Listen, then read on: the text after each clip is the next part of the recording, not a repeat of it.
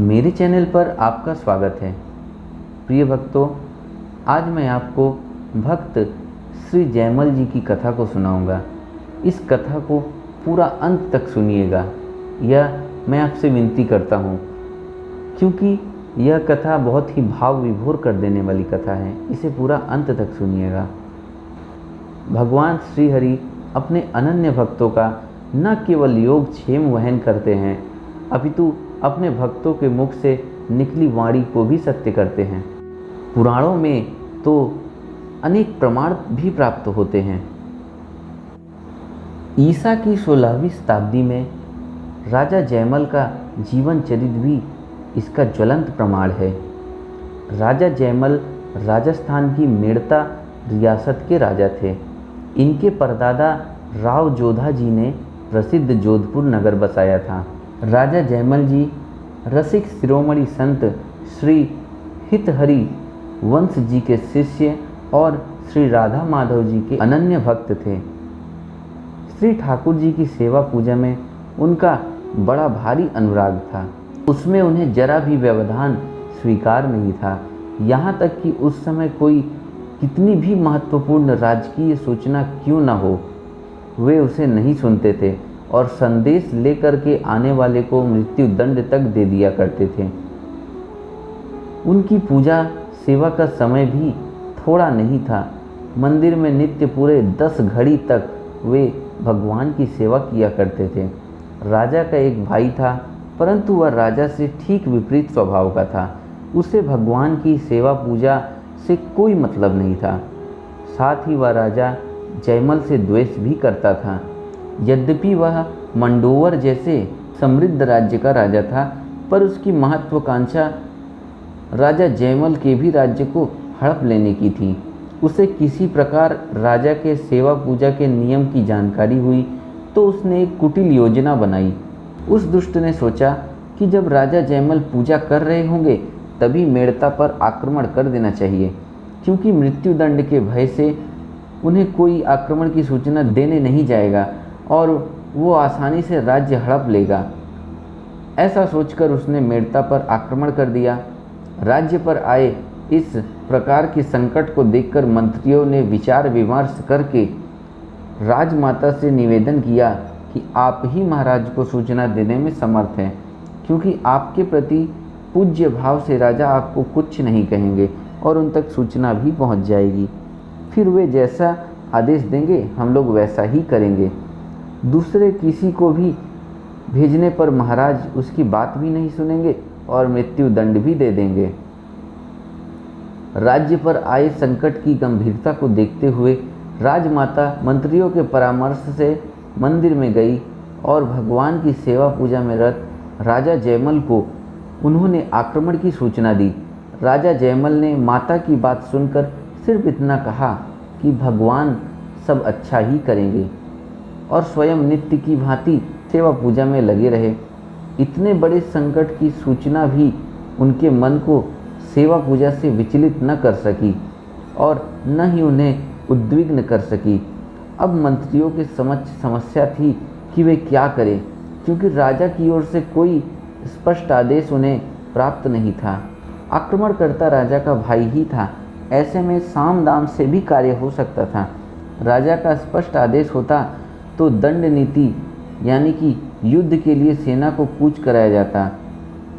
इधर राजमंत्रियों के समक्ष यह समस्या थी, उधर राजमंत्रियों की यह कुछ ना करने की स्थिति भगवान के लिए भी एक चिंता का विषय बन गई, क्योंकि राजा ने कहा था कि भगवान सब अच्छा ही करेंगे। ऐसे में सारा उत्तरदायित्व भगवान का ही हो जाता है। आखिर भक्त के राज्य और उसके वचन की रक्षा भी तो उन्हीं का दायित्व है। शत्रु सेना निर्बाध रूप से बढ़ी चली आ रही थी।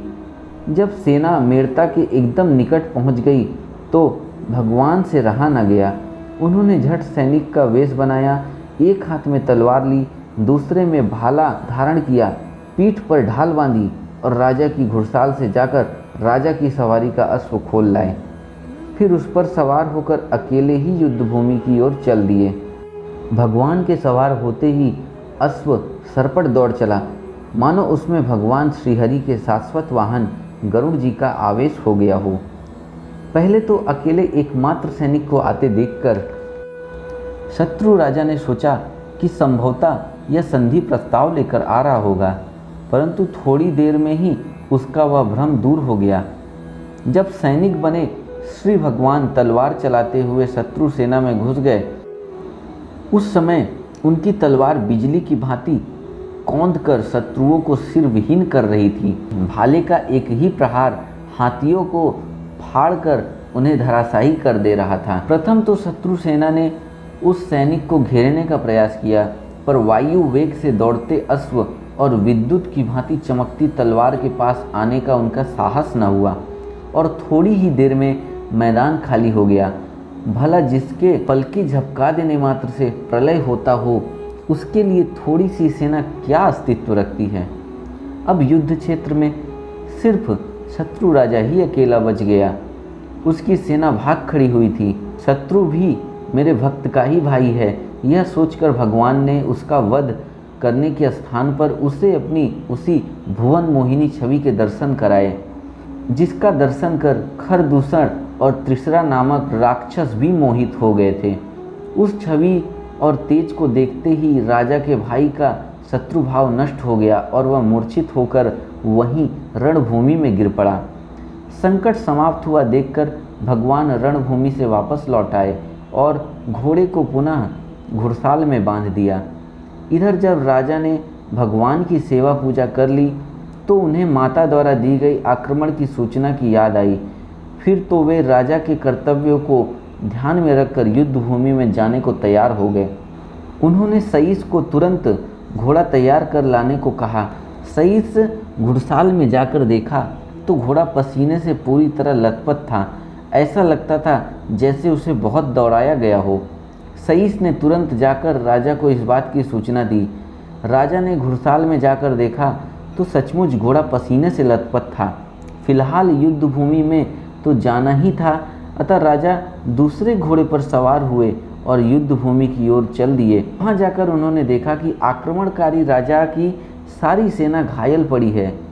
आगे जाने पर देखा कि आक्रमण करने वाला कोई और नहीं बल्कि उसका अपना भाई है।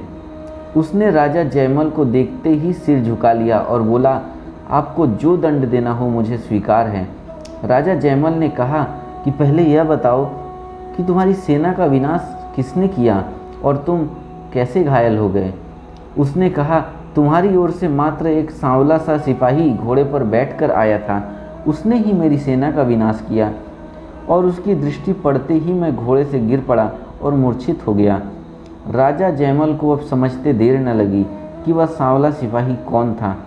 वे तो उनके आराध्य श्याम सुंदर ही थे। राजा ने सोचा कि जब उन्होंने इस शत्रु को क्षमा कर दिया तो मुझे दंड देने का क्या हक है। अतः उन्होंने भाई से कुशल प्रश्न कर उसे वापस घर भेज दिया। उधर भाई के मन में भी पश्चाताप हुआ कि मैंने अपने संत प्रकृति भाई से इस प्रकार का द्रोह किया। उसने बार बार क्षमा मांगी और स्वयं भी भगवान का भक्त हो गया। इधर राजा जयमल के मन में बड़ा दुख हुआ।